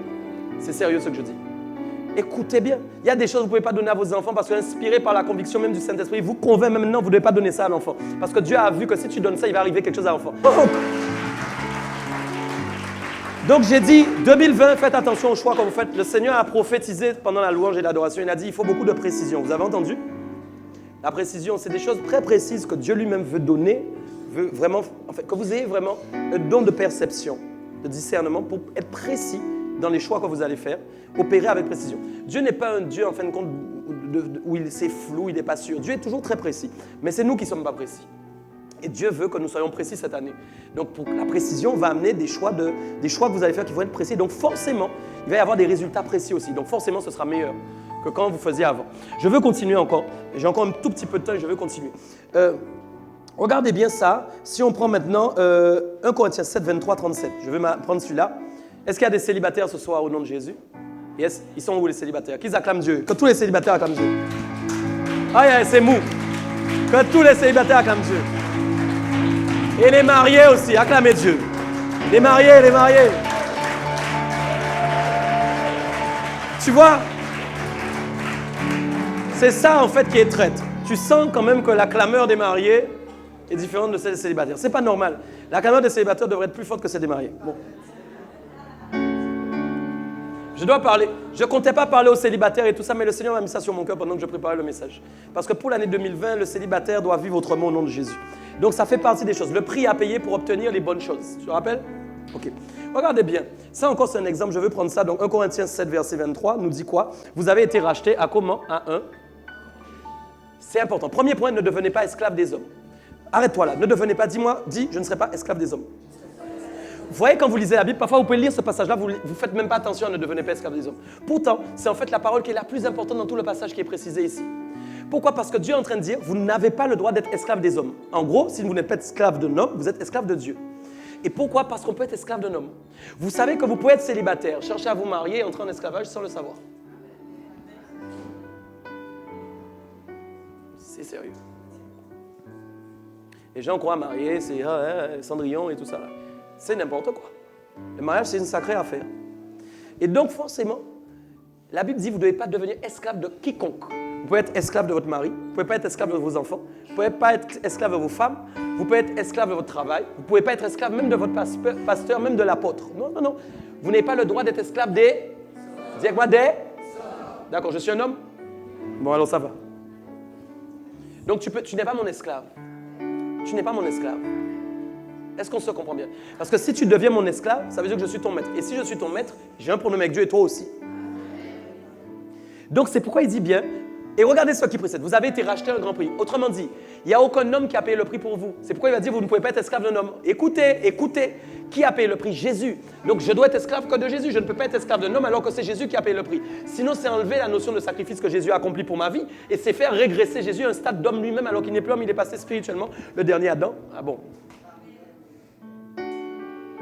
On ramène des fois Jésus au stade d'homme parce que nous mettons des hommes étant nos maîtres au lieu de le mettre lui en tant que maître. Je ne sais pas si tu as compris ce que j'ai dit. Si je choisis un homme comme étant mon maître, c'est que j'ai rabaissé Jésus lui-même à un homme. Vous n'avez pas compris ce que j'ai dit. C'est très important. Pour laisser Jésus à sa place, en tant qu'être spirituel, il faut être attaché à lui et lui démontrer qu'aucun homme n'est notre maître. C'est ce qui prouve que nous savons que c'est lui qui nous a libérés et c'est ce qui prouve que c'est lui seul qui est notre maître. C'est important. Continue. Que chacun, frère, demeure devant Dieu dans l'état. Je n'ai pas inventé le verset. D'accord? Quand Dieu t'a trouvé, ok, tu étais d'une façon. Continue. Pour ce qui est des vierges, je n'ai point d'ordre du Seigneur, mais je donne un avis. Comme ayant reçu du Seigneur miséricorde pour être fidèle. Continue. Voici donc ce que j'estime bon. À cause des temps difficiles qui s'approchent, il est bon aussi d'être un homme d'être ainsi. Continue. Il est bon. Vous avez vu? Il est bon. Il est bon. Et tu lié à une femme. Qu'est-ce qu'il a dit? Je sens que ça... Mais non, pourquoi ça devient difficile à lire? Lis ça bien pour moi, s'il te plaît. Lis ça bien. Allô, allô. 1, 2, 3. Es-tu lié à une femme? Ne cherche pas à rompre ce lien. Et n'es-tu pas lié à une femme? Ne cherche pas une femme. Moi, j'aime bien ça. Les gars, par exemple, prennent rendez-vous avec le pasteur et en fait, il doit prier. Seigneur, prie pour que je voie ma femme. Prie pour que je trouve ma femme. Ça s'appelle une recherche, une exploration. Il y a des Indiana Jones, en fin de compte, des femmes. Et des explorateurs, en fait. Et ça, c'est ridicule. Dieu ne veut pas que tu cherches ta femme, mais Dieu veut chercher ta femme pour te la donner. Dieu a acclamé ça, c'est ça la vraie parole. Dieu ne veut pas que tu cherches une femme. Il y a des choses que Dieu autorise à chercher, il y a des choses que Dieu n'autorise pas à chercher. Moi, pour ma part, je suis marié, je n'ai jamais cherché de femme. Je peux vous dire, il n'y a que Dieu qui sait. Je peux vous dire, je n'ai jamais fait une prière à Dieu, donne-moi une femme. Ça va vous choquer. Je n'ai jamais prié une seule fois de ma vie en disant à Dieu, je vous promets devant Dieu, je n'ai jamais demandé à Dieu, donne-moi une femme. Jamais. Il y a des gens qui prient du 1er janvier au 31 décembre de l'année. Là, on est 362e jour. Le 362e jour même dit pardon, frère. Dit, je ne veux plus entendre cette prière. Je n'ai jamais demandé à Dieu, je veux une femme. Parce que j'avais compris que Dieu était la chose prioritaire pour ma vie. Donc, il était tellement prioritaire dans mon esprit que cette pensée ne pouvait pas arriver. C'est pourquoi il y a des pensées qui ne peuvent pas arriver à partir du moment où tu es incarcéré dans la pensée de Dieu. Bon, bref. Quand Dieu a incarcéré tes pensées sont incarcérées par sa pensée. Il est impossible à d'autres pensées de s'insérer. Tu ne m'as pas entendu dans ce que j'ai dit. Parfois des pensées sincères parce que vous êtes trop... Écoute, il y a de la place pour toutes sortes de pensées. Mais voilà, merci. Tu as tout dit. C'est vide. La servante a compris. C'est vide. Quand c'est vide, il y a de la place pour toutes sortes de pensées. Mais quand c'est rempli par le cœur de Dieu, c'est pourquoi la Bible dit le Saint-Esprit renouvelle votre intelligence. Donc quand votre intelligence est renouvelée, forcément votre esprit, votre intelligence est remplie. Et donc forcément, il n'y a pas de place pour d'autres pensées. C'est pourquoi vous devez tout le temps... Ah, mes amis, votre intimité avec Dieu est tellement importante. Il n'est pas possible au Saint-Esprit de renouveler des choses s'il n'y a pas d'intimité avec Dieu. Donc, ne cherche pas une femme. Donc, vous voyez, c'est ça. Les gens cherchent des choses. On aurait pu prendre une femme et prendre autre chose. Ne cherche pas telle chose, ne cherche pas telle chose. Il faut toujours comprendre qu'il y a des principes bibliques et qu'il y a des exemples bibliques. Ne fermez pas la parole de Dieu aux exemples qui ont été pris, mais pensez aux principes bibliques. Derrière cette pensée, il y a des principes. Et donc, les principes sont aussi valables pour d'autres choses. Continue. Si tu es marié, si tu t'es marié, tu n'as point péché. Et si la Vierge s'est mariée, elle n'a point péché. Donc, il dit bien, il ne fallait pas chercher. Mais si, bon, vous n'avez pas forcément cherché, vous avez trouvé quand même sans chercher. Mais peut-être vous avez cherché, vous avez trouvé. Bref. On se comprend? Les gens cherchent. Moi, ce que j'aime, je dis à pasteur, il n'est plus possible qu'il y ait des problèmes de couple comme ça dans l'église au nom de Jésus. Dans les églises et partout. Je passe l'église avec un grand E. Parce que les gens cherchent le mariage et quand ils l'ont, ils veulent plus du mariage. Moi, ça commence à m'embêter, ça. Quand tu l'as trouvé, tu étais content, non? Je refuse ça. Vous savez, toute chose, il faut avoir une conscience. Beaucoup de fois aussi, je peux me dire, j'abandonne. Mais mes amis, quand je dois prendre mes responsabilités devant Dieu, j'ai accepté de me marier. Je n'ai pas dit non, personne n'a mis un couteau sous ma gorge. Les gens font comme si on a mis des couteaux sous leur gorge, vous savez. Marie-toi. C'est faux, vous êtes des menteurs, c'est pas vrai. Vous êtes mariés en bon cas de conscience, tranquillement, en étant sûr que vous vouliez vous marier.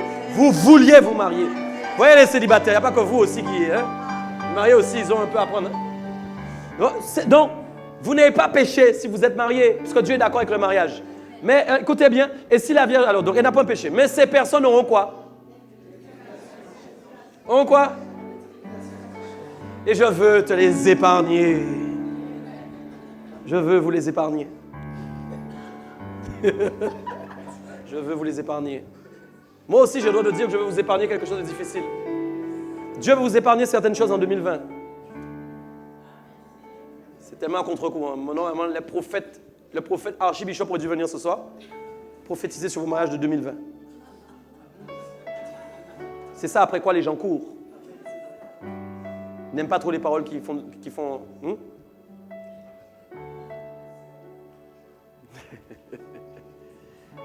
n'y a pas Archibishop ici. Il y a Archi-vérité. Bon, bref.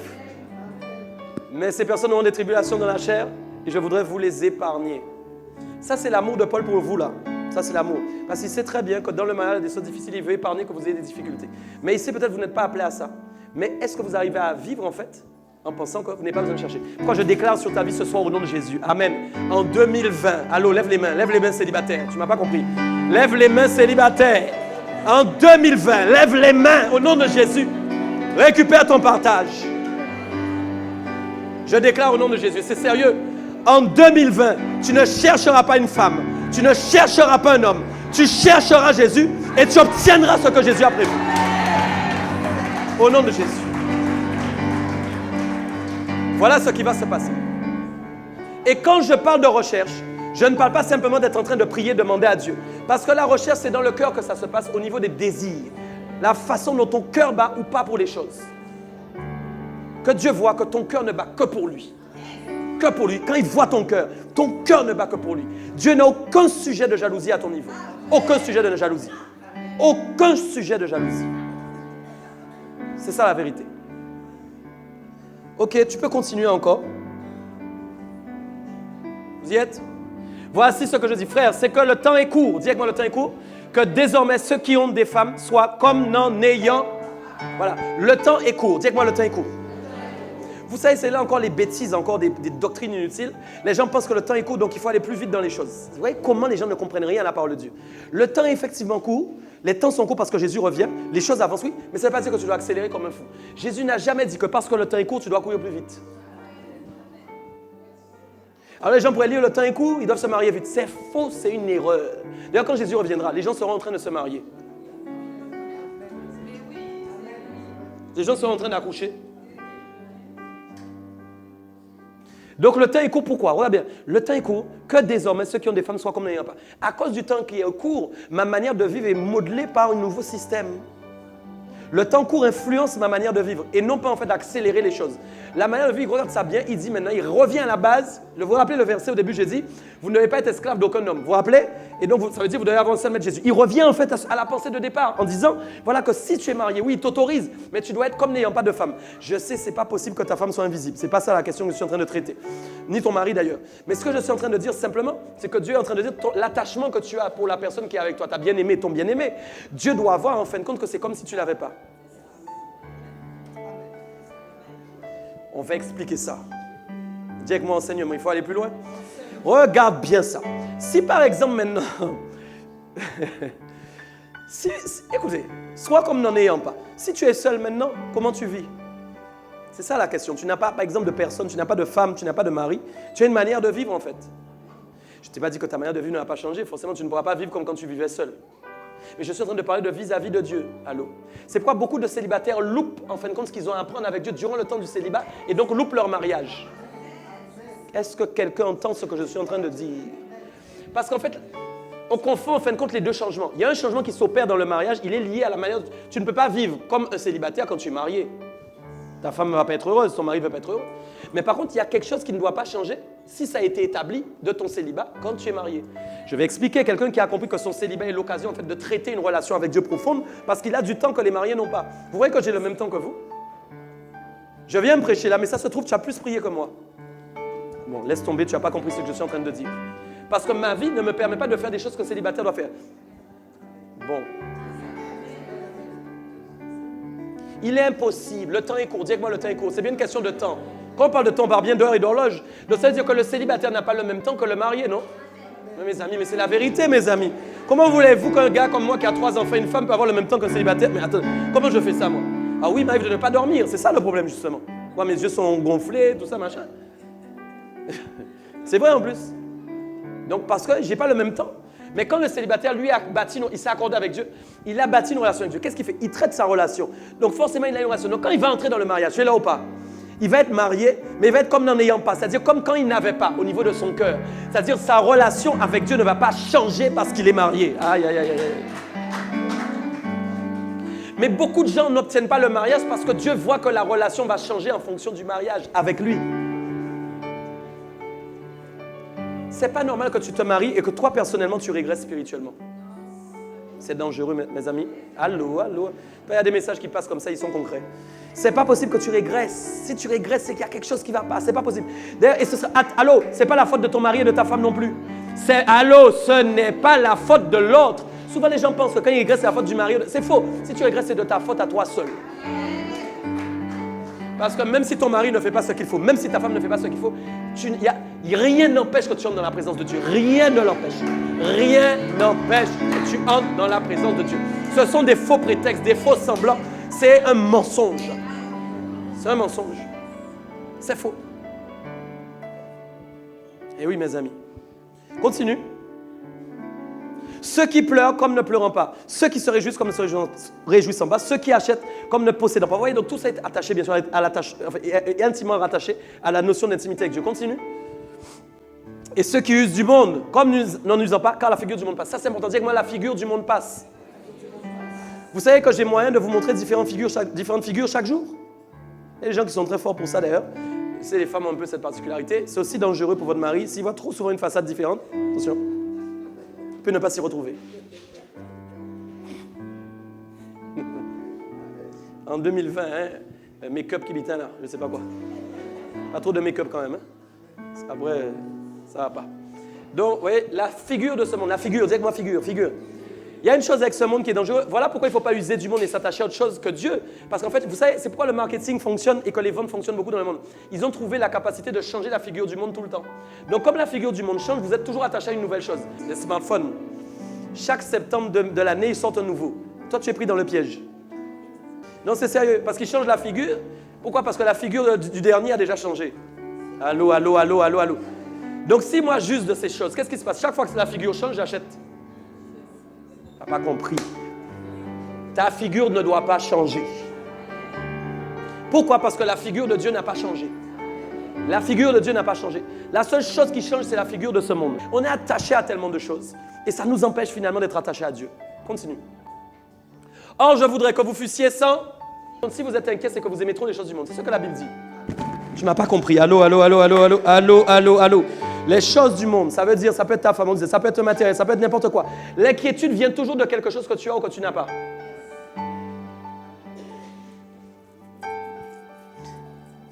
L'inquiétude vient toujours de quelque chose qu'on a ou qu'on n'a pas. Il n'y a pas une inquiétude seule qui arrive comme ça. C'est pas vrai. Non, l'inquiétude est liée à autre chose.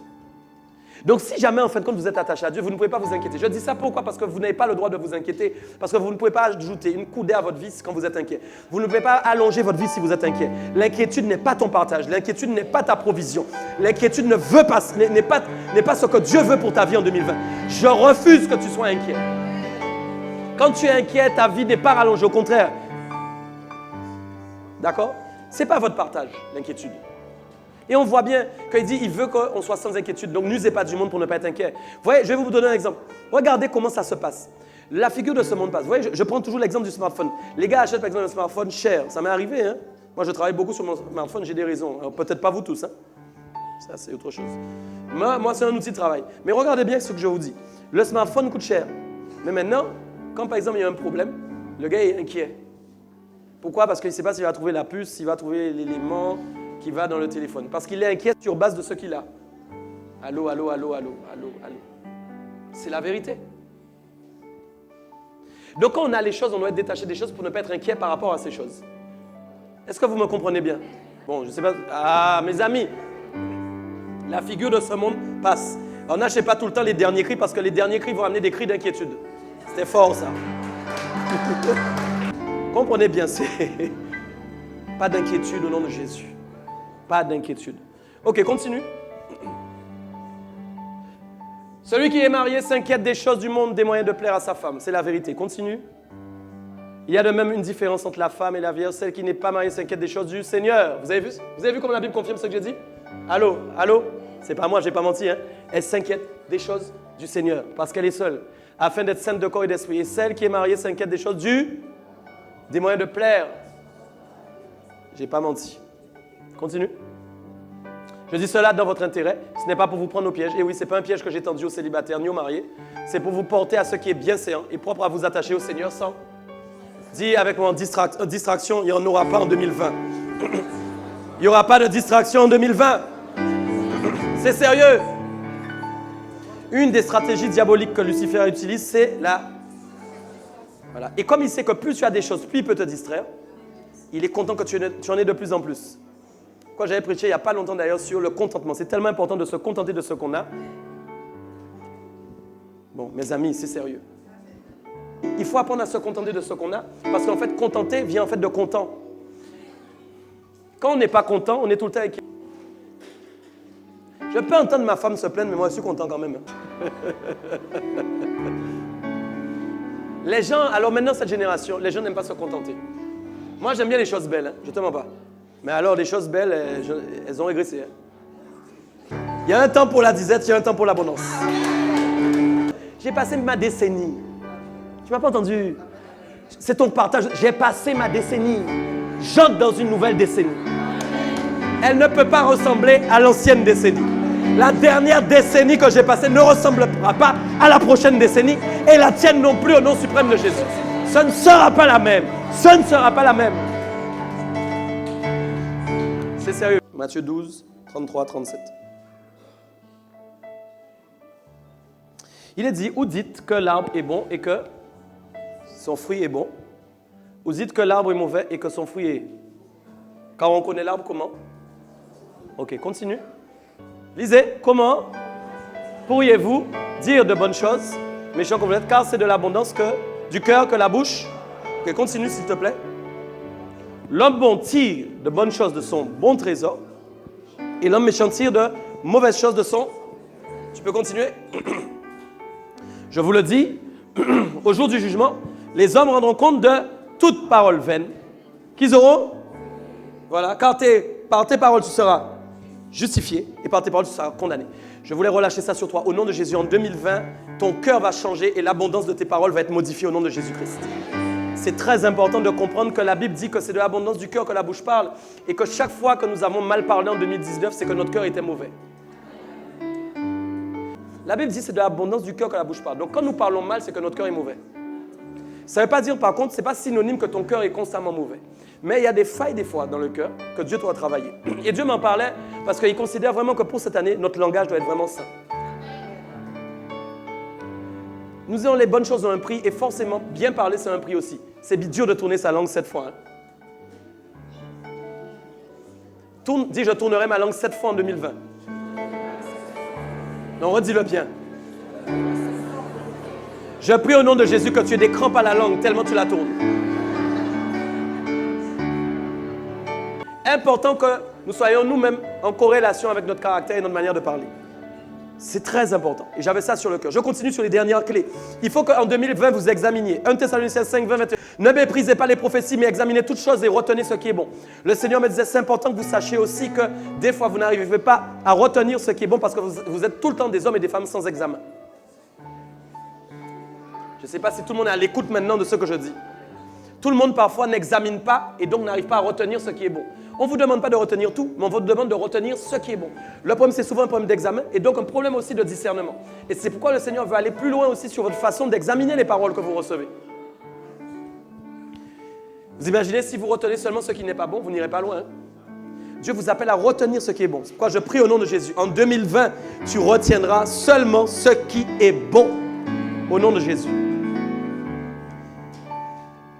Encore un point, vers quoi doivent se porter vos désirs? 1 Pierre 2, 2, 3. Désirez comme des enfants nouveau-nés le lait spirituel et pur, afin que par lui vous croissiez pour le salut si vous avez goûté que le Seigneur est bon. Personne ne peut être attiré par la parole de Dieu si en fin de compte il n'a pas goûté que le Seigneur est bon comme un bon gâteau. Et c'est ça souvent le problème. Les gens courent après des choses qui ne sont pas les choses essentielles. La seule chose que vous devez désirer, c'est la parole de Dieu. Avant toute autre chose. Moi, je dis aussi que cette année, tu ne courras pas pour rien. Amen. Et je vais m'arrêter là. On peut acclamer Dieu ce soir. On va se lever maintenant.